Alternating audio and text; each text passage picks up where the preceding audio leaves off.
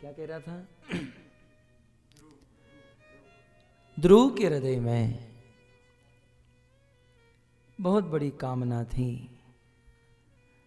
लेकिन विष्णु का भजन किया, सारी कामना चली गई।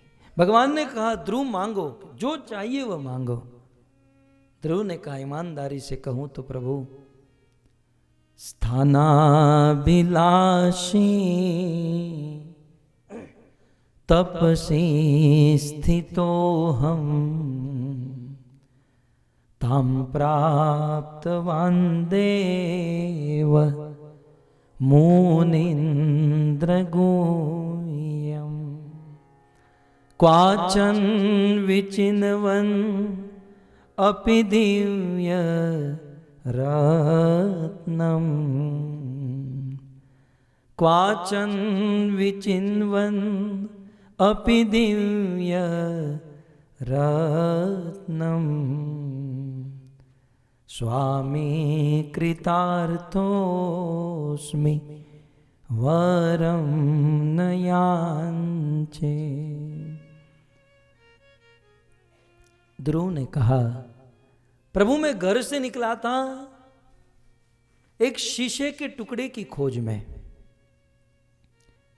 घर से निकला था एक बहुत बड़े राज्य की खोज में कि मुझे मेरे पिताजी का राज्य मिल जाए।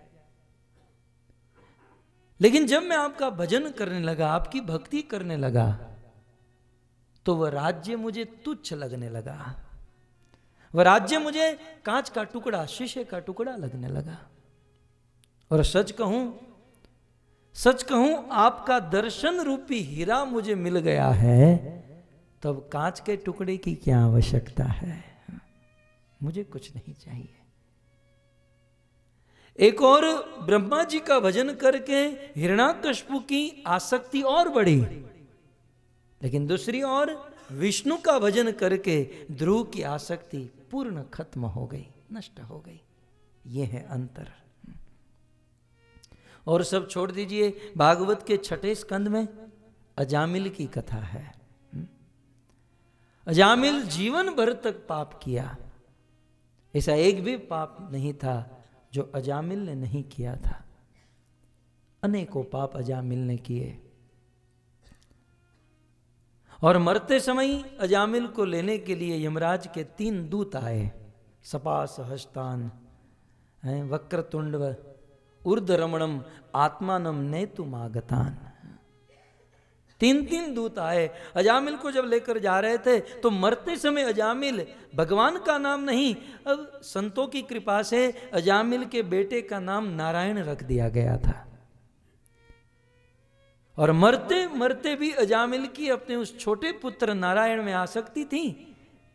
यमराज के दूत अजामिल को, उस आत्मा को हृदय से निकाल रहे थे।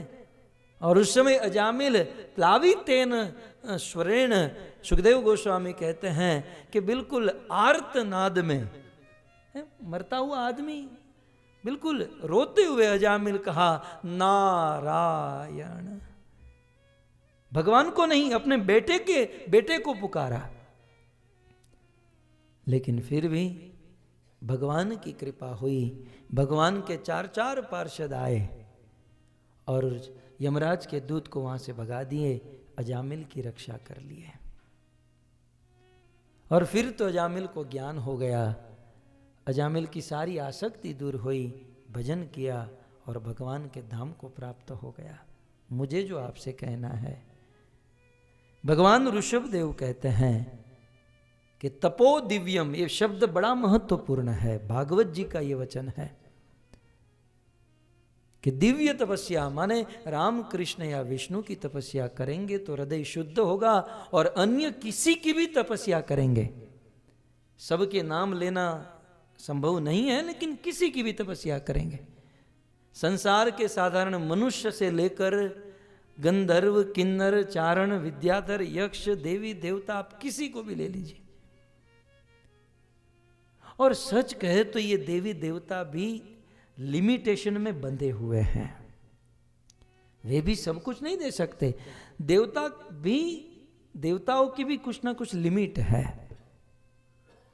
देवता स्वर्ग में रहते हैं, वो स्वर्ग तक ही हमें ले जा सकते हैं, और उसमें भी अपने उपासक को बड़ा परेशान करते हैं, बड़ी मेहनत कराते हैं। गीता में कृष्ण कहते हैं, यान्ति देवव्रता देवान पितृ यान्ति पितृव्रता। देवताओं का भजन करते हैं वो स्वर्गलोक में जाते हैं, पितरों की भक्ति करने वाले पितृलोक में जाते हैं, भूतों की भक्ति करने वाले भूतलोक में। लेकिन हे अर्जुन, जो मुझ कृष्ण की भक्ति करता है वो सीधे वैकुंठ को प्राप्त करता है या अक्षरधाम को प्राप्त करता है, वैकुंठ को। देवता मुक्ति नहीं दे सकते। मेरी कोई देवताओं से दुश्मनी नहीं है, मैं भी देवताओं का बड़ा उपासक हूँ। हमारी कुल देवी ब्रह्माणी माता है, हम भी उपासक हैं, लेकिन सबका अपना अपना स्थान है, सबकी अपनी अपनी लिमिट है। और किसकी कैसे उपासना करना ये बुद्धिमानी है। नहीं तो ये भावुक जनता क्या सोचती है कि आजकल के साधु भी बिगड़े हैं, कि भगवान में भी ये सब अंतर कर रहे हैं। ये अंतर नहीं है, ये सत्य का निरूपण है भक्तों। जैसे पार्लियामेंट में प्राइम मिनिस्टर एक ही होता है, बाकी जो होते हैं कुछ सांसद होते हैं, कुछ एमएलए होते हैं, है ना। अब वहां जाकर कोई कहे कि नहीं यहां सब प्राइम मिनिस्टर हैं, तो ये कोई बुद्धिमानी वाली बात नहीं है। कोई कह दे कि नहीं सब भगवान है, तो ये कोई बुद्धिमानी वाली बात नहीं, ये भावुकता है। और देखिए, डिसीजन जब लेना होता है तब भावुकता नहीं चलती, तब बुद्धिमानी चलती है। मैं अक्सर कहता हूं, ये सूत्र याद रखे, जीवन के प्रत्येक निर्णय बुद्धि से ले और जीवन का प्रत्येक काम भावना से, भाव से करे। लेकिन हमारा उल्टा है, हम निर्णय भावुकता से लेते हैं और काम बुद्धि से करते हैं। ये गलत है। निर्णय बुद्धि से लेना चाहिए और सेवा भाव से करनी चाहिए। निर्णय लेते समय बुद्धि का, इससे भगवान ने बुद्धि दी है। और गीता में कृष्ण कहते हैं कि जो मिली है उसका इस्तेमाल करो। तो भगवान ऋषभदेव कहते हैं कि हे मेरे प्रिय पुत्रों, राम कृष्ण विष्णु की तपस्या करने के लिए ये मनुष्य जीवन मिला है, ये मनुष्य जीवन की प्राप्ति हुई है।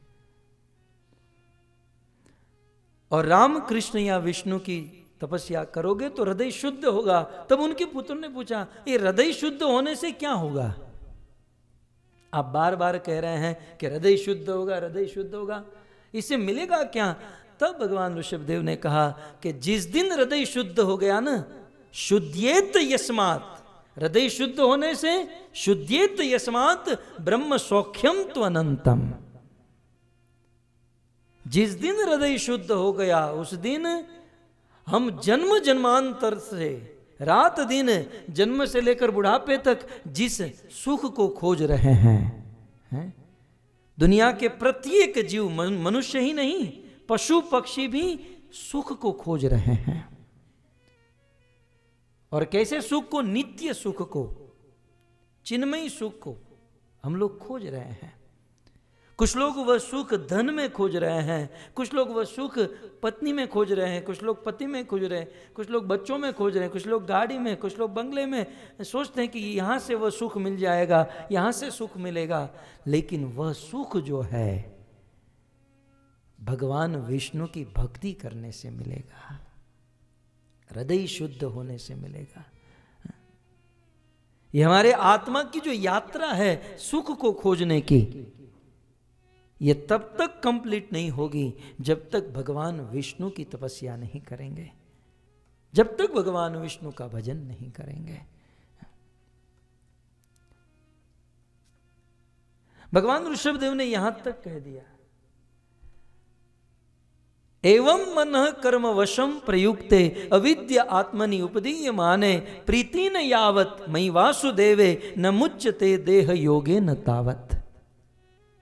वे कहते हैं मयि वासुदेवे प्रीति न जायते, अन्वयी के अनुसार कि मुझ वासुदेव में जब तक प्रीति नहीं होगी तावत इदम देह न मुच्यते,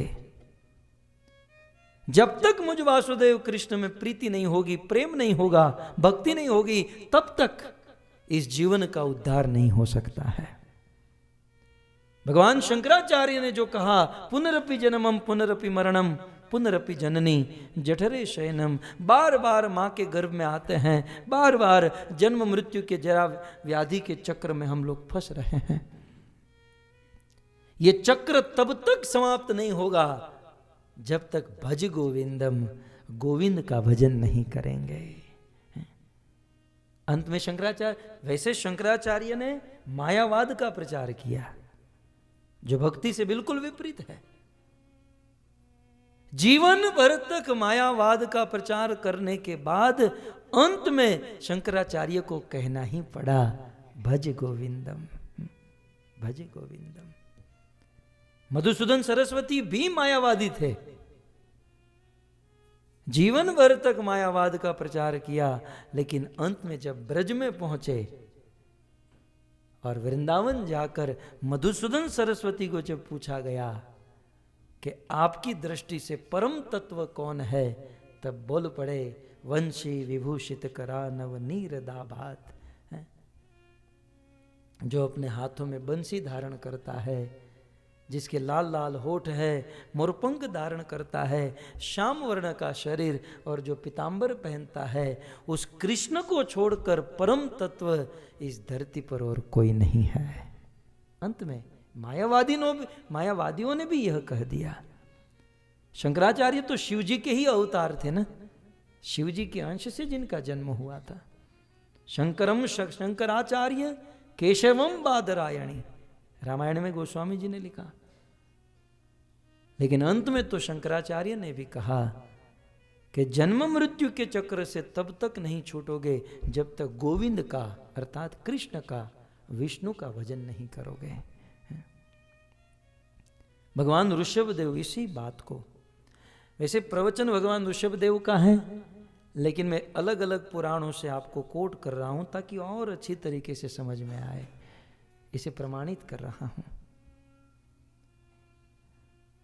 तो जब तक मुझ वासुदेव कृष्ण में प्रेम नहीं होगा तब तक उद्धार नहीं हो पाएगा। तब भगवान ऋषभदेव के पुत्र ने बहुत सुंदर प्रश्न पूछा। चिंता मत कीजिए, मैं खत्म नहीं करूंगा, नहीं तो कुछ लोग सोचेंगे प्रश्न आया ना, अब ये छोड़ देंगे।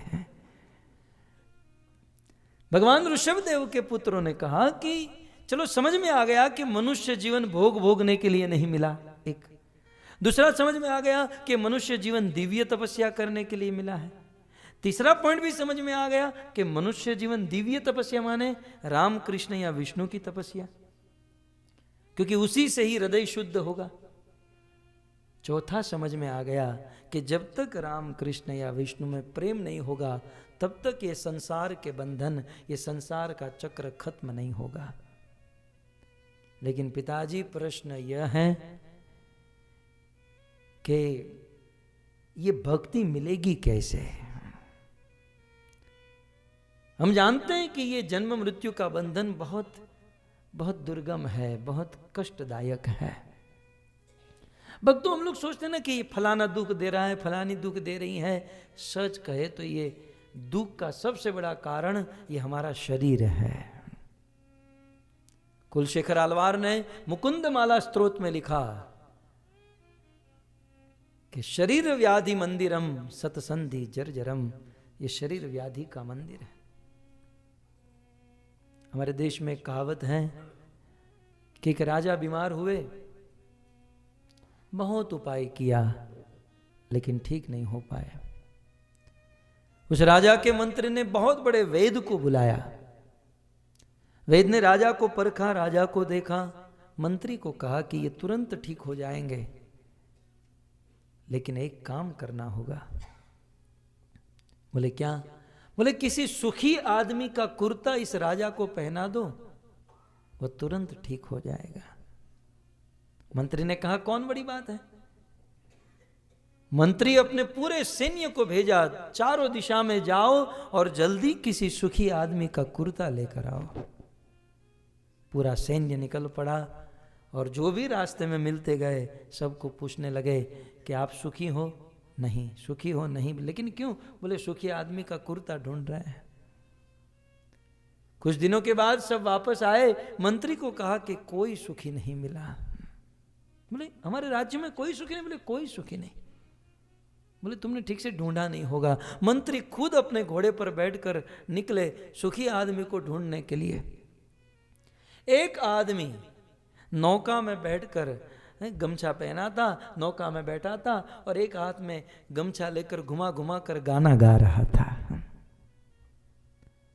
मंत्री ने सोचा कि ये सुखी आदमी लगता है। घोड़े से उतरे, उस आदमी को दूर से बुलाया, बोले आप सुखी हो? बोले बिल्कुल सुखी हूं, कोई टेंशन नहीं, कोई चिंता नहीं। बोले तुम्ही को खोज रहे हैं, जल्दी आओ यहां पर। वो आदमी आया, बोले आप वास्तव में सुखी हो? बोले पूर्ण सुखी हूं। बोले बस आप ही को ढूंढ रहे थे, आप अपना कुर्ता दे दीजिए, राजा को पहनाना है। उस आदमी ने कहा कुर्ता नहीं है इसलिए तो सुखी हूं, बाकी जितने भी कुर्ते वाले हैं इस संसार में, जितने भी कुर्ते वाले हैं सब लोग दुखी हैं। बात यह है भक्तों कि ये राजा और कोई नहीं, राजा हम लोग हैं। भले अमेरिका के राजा नहीं तो क्या हो गया, पारसी पेनी के राजा नहीं, अपनी मर्जी के तो हम राजा हैं। राजा हम लोग हैं। और कुर्ता जो है वो और कुछ नहीं, हमारा शरीर है। जब तक ये कुर्ता है, जब तक ये शरीर है, तब तक हम दुखी हैं। अर्थात हम जब तक हमारे डेस्टिनेशन, जिसे हम अक्षरधाम कहें या वैकुंठ कहें या गोलोक वृंदावन कहें, जब तक हम हमारे डेस्टिनेशन पर वापस नहीं पहुंचेंगे तब तक वास्तव में सुखी नहीं हो पाएंगे। इसलिए भगवान ऋषभदेव ने कहा कि अपने डेस्टिनेशन अर्थात मेरे धाम को प्राप्त करने के लिए भजन करना होगा, भक्ति करना होगा। जब तक भक्ति नहीं करोगे तब तक वैकुंठ नहीं मिलेगा। तब भगवान ऋषभदेव के पुत्र ने पूछा, अब मैं, हमारा अंतिम प्रश्न है पिताजी कि ये भक्ति कैसे मिलेगी? बहुत अच्छा प्रश्न, बहुत बड़ा प्रश्न है भक्तों कि भक्ति कैसे मिलेगी। वॉलमार्ट में मिलती है यहाँ पर भक्ति? आपके अमेरिका में बड़े बड़े मॉल है ना, वॉलमार्ट है, डिलाइट है, कुछ दिनों से मैं भी घूम रहा हूँ। फिर वो के वाला कौन सा है, के से के मार्ट है? तो मैं ढूंढ रहा हूँ यहाँ थोड़ी 500 ग्राम भक्ति मिल जाए। भक्ति कैसे मिल, आपको देखो थोड़ा बहुत उद्यम करोगे पैसे मिल जाएंगे, मेहनत करोगे शादी वादी बच्चे हो जाएंगे। इस संसार में और सब कुछ ढूंढना, सब कुछ प्राप्त करना थोड़ा बहुत कठिन परिश्रम तो होता ही है, लेकिन आसान है। कोई भी चीज असंभव नहीं है, मुश्किल नहीं है। हाँ, सबसे अधिक मुश्किल यदि कोई है तो वो है भगवान की भक्ति। भक्ति आप विचार तो कीजिए कि ये स्वामीनारायण मंदिर, ये प्रहलाद भाई, उनकी कमेटी ने यहां पर भक्तों को बुलाने के लिए कम मेहनत की है, लेकिन आए तो कितने? वैसे संख्या बहुत अच्छी है, लेकिन फिर भी जितना प्रचार हो रहा था कि कथा में, उतने लोग नहीं आते। और अनाउंसमेंट करो कि कल बाहुबली 2 दिखाने वाले हैं, आधा न्यूजर्सी यहां पर आकर बैठ जाएगा। भक्ति दुर्लभ है भक्तों। अन्य अन्य वस्तुओं में लोगों की बुद्धि चली जाती है, अन्य अन्य वस्तुओं में मन जाता है, लेकिन भजन में मन लगना ये कठिन है। इसलिए प्रश्न पूछा गया कि ये भक्ति मिलेगी कैसे। कई बार कुछ लोग कहते हैं ना, हम तो बहुत करना चाहते हैं लेकिन हमारे भाग्य में भक्ति नहीं है, हम तो सब कुछ करना चाहते हैं, ये भक्ति मिलेगी कैसे? आखिर ये भक्ति आती कहाँ से है? ये किसी मॉल में नहीं मिलती है, ये कोई वस्तु नहीं है कि कहीं से जाकर इसको ले लेवे। भक्ति कैसे मिलेगी? जब भगवान ऋषभदेव को पूछा गया तब उत्तर देते हुए कहते हैं, महत् सेवा द्वार आहूं विमुक्ते तमोद्वारम योषि तासंगी संगम महांतस्ते समचिता प्रशांता महांतस्ते समचिता प्रशांता सुमन्यवसु हृद साधुओं ये।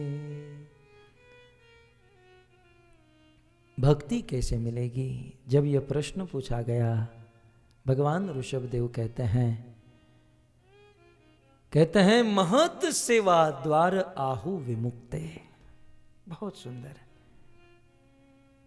इस संसार में आप कुछ भी करो, पत्नी पुत्र घर संसार ये सब कुछ मिलेगा, लेकिन भजन तो केवल एक ही जगह से मिलेगा, भक्ति तो एक ही जगह से मिलेगी। और वह जगह कौन सी है? महत सेवा। महत सेवा द्वार आहु विमुक्ते। भक्ति जो है एक और मात्र एक महात्माओं की सेवा करने से मिलती है। भक्ति महात्माओं की सेवा करने से मिलती है। महत सेवा। मैं पूरा प्रयास कर रहा हूं कि भागवत के मूल शब्द आपको सुनाऊं और समझाऊं, इसलिए बिल्कुल श्लोक के निकट रहकर आपको समझाने का प्रयास कर रहा हूं, ताकि मैं जानता हूं आप लोग बड़े ज्ञानी हो। साधारण बातें तो आप सब लोग जानते हो, वार्ता रे वार्ता बाबा ढोर तो बहुत चलाए हैं आप, लेकिन महत सेवा, आप संस्कृत के ऊपर थोड़ा सा मूल श्लोक के ऊपर चलिए। महत सेवा, महताम सेवा, महात्मा की सेवा करने से भक्ति मिलती है। महात्माओं की सेवा। आगे क्या कहते हैं? महत सेवा द्वार, महात्माओं की सेवा दरवाजा है। किसका? मुक्ति का दरवाजा है। महत सेवा द्वार आहु विमुक्ते। महात्माओं की सेवा मुक्ति का दरवाजा है। और उससे बिल्कुल विपरीत उन्होंने साथ ही साथ कह दिया, पूछा था नहीं, पूछा नहीं गया था, लेकिन बाय डिफॉल्ट भगवान ऋषभदेव ने कह दिया कि महात्माओं की सेवा मुक्ति का द्वार है और संसारियों की सेवा, पापियों की सेवा नरक का द्वार है। ये मेरा वचन नहीं, भागवत जी का वचन है कि तमो द्वारम, तमो माने नरक का द्वार है। क्या? योषिता संगी संगम, संसार के आसक्त लोगों की सेवा करना ये नरक का द्वार है, और संतों की सेवा ये मुक्ति का द्वार है। ये भजन, ये भक्ति, ये भावना, ये श्रद्धा, जैसे वो आप सुनते ना भारत में हर जगह बोर्ड लगाते हैं, पैसों से आप बिस्तर खरीद सकते हैं लेकिन नींद नहीं। सुनने में अच्छा लगता है। वैसे भक्ति में भी ऐसे वचन है कि आप अब पैसों से या अपनी मेहनत करके और कुछ भी ले सकते हैं, लेकिन भक्ति नहीं। भक्ति तो मात्र महात्माओं की सेवा से। मैं फिर से याद करूं चैतन्य महाप्रभु को। दशश्वमेघ घाट पर रूप गोस्वामी को उपदेश देते हुए चैतन्य महाप्रभु ने कहा, ब्रह्मांड भ्रमिते कौन भाग्यवान जीव, गुरु कृष्ण प्रसादे पाई भक्ति लता बीज। इस ब्रह्मांड में भ्रमण करते करते करते जाने या अनजाने में किसी साधु या संत की सेवा हो गई, तो वह साधु संत की सेवा करने से जो कृपा मिलती है, उस कृपा से हृदय में भक्ति आती है।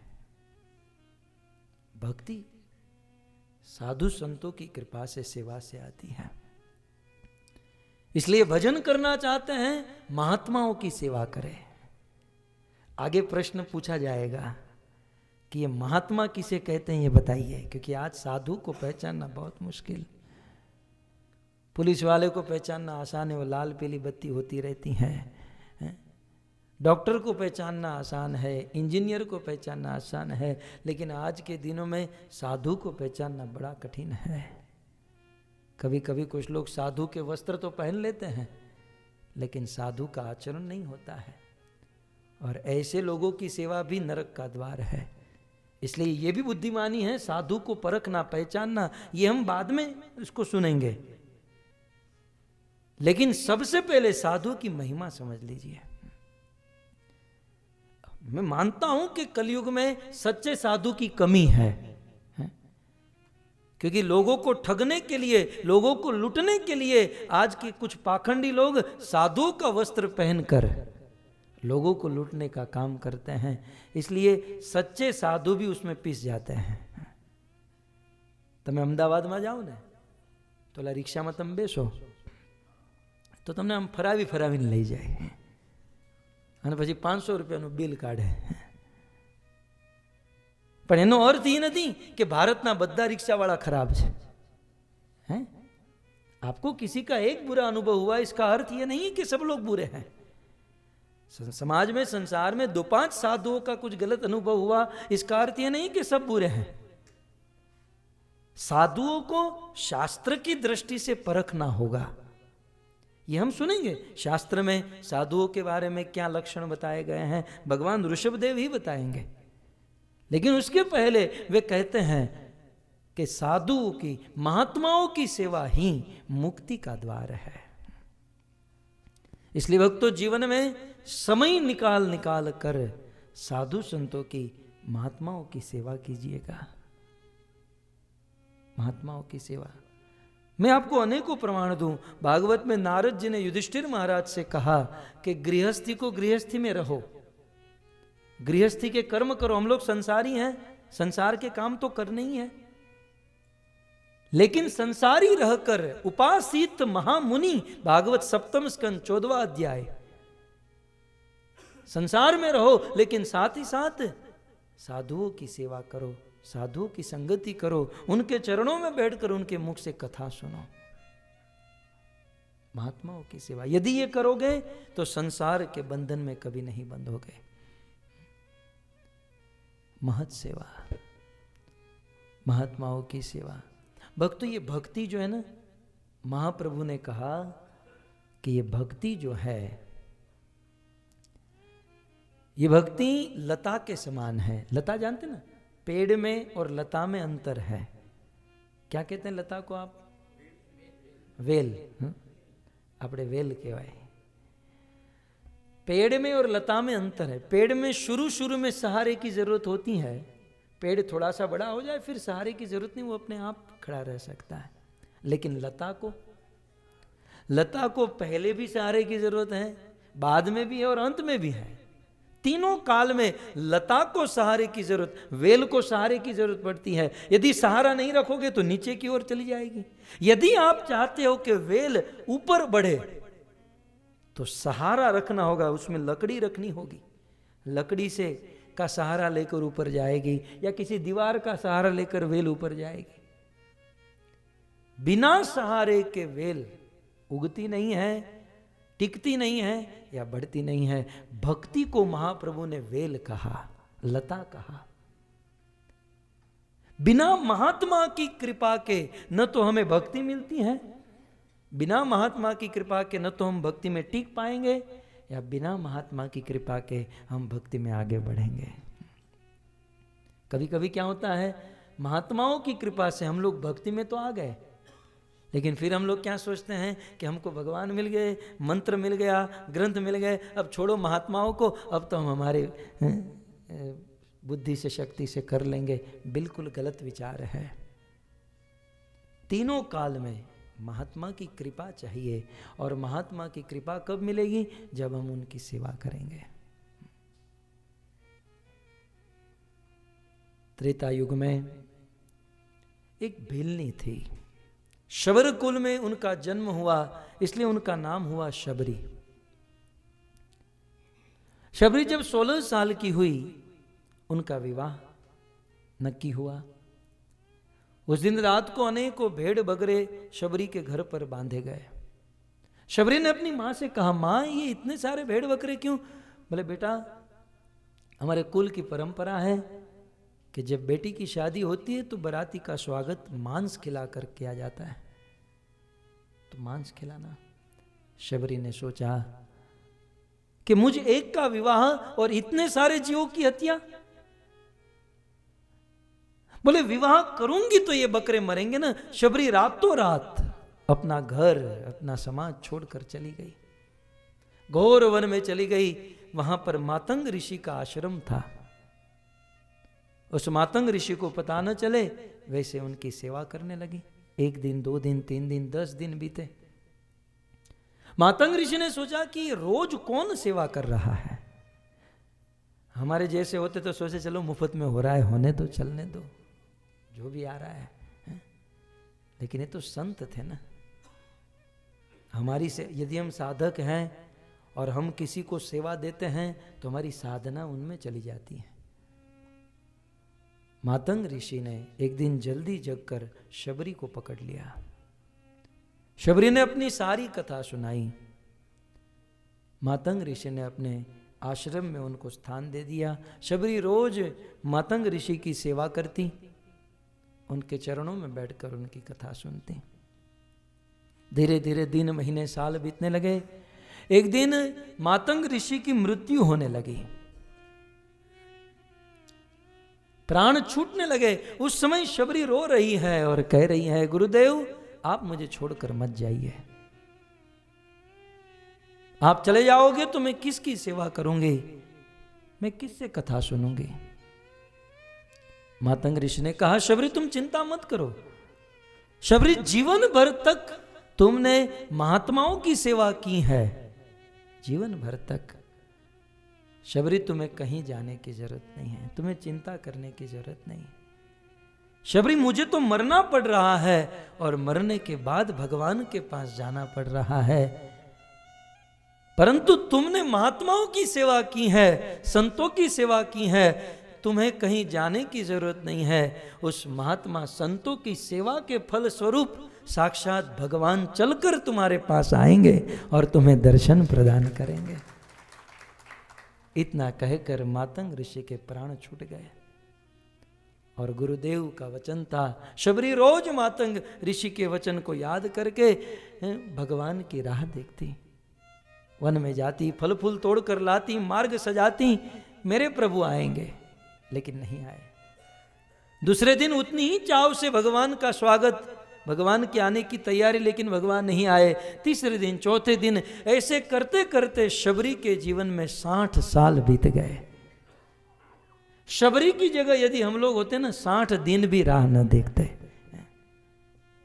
यदि गुरु जी ने कहा है कि भगवान मिलेंगे 1 दिन 2 दिन 3 दिन 40 दिन, फिर सोचते गुरु भी झूठे भगवान भी झूठे, छोड़ो मगजमारी का, करो अपना काम। धन्य है शबरी, गुरु के वचन पर विश्वास है। प्रसिद्ध भजन आप सब जानते हैं, सूरज उगे ने मारी उगती रे आशा, संध्या ढळे ने मने मळती निराशा, रात दिवस हूँ तो जो तारी वार, मारी झूंपड़ीए आवो मारा राम, ये मननो मोरलियो रटे तारू नाम, मारी झूंपड़ीए आवो मारा। एक बार आवी पूरो हैया केरी हाँ, मारी झूंपड़ीए आवो मारा राम। एक बार वाला तारी झांकी जोताए, आंसू ना बिंदुती दो तारा पाए, मांगू सदाई तारा चरणों मावार, मारी झूंपड़ीए आवो मारा राम। इस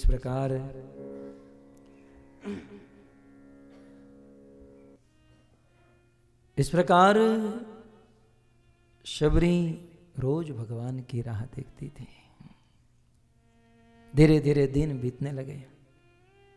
अब एक काम करते हैं, शबरी को भगवान की राह देखने देते हैं और हम भी थोड़ी भगवान की राह देख लेते हैं। कल शाम को 5 बजे राम और लक्ष्मण आएंगे शबरी की कुटिया पर।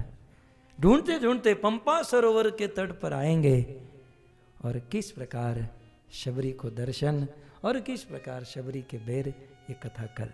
हरे कृष्ण। धन्यवाद। आप सभी भक्त अपना कीमती समय निकालकर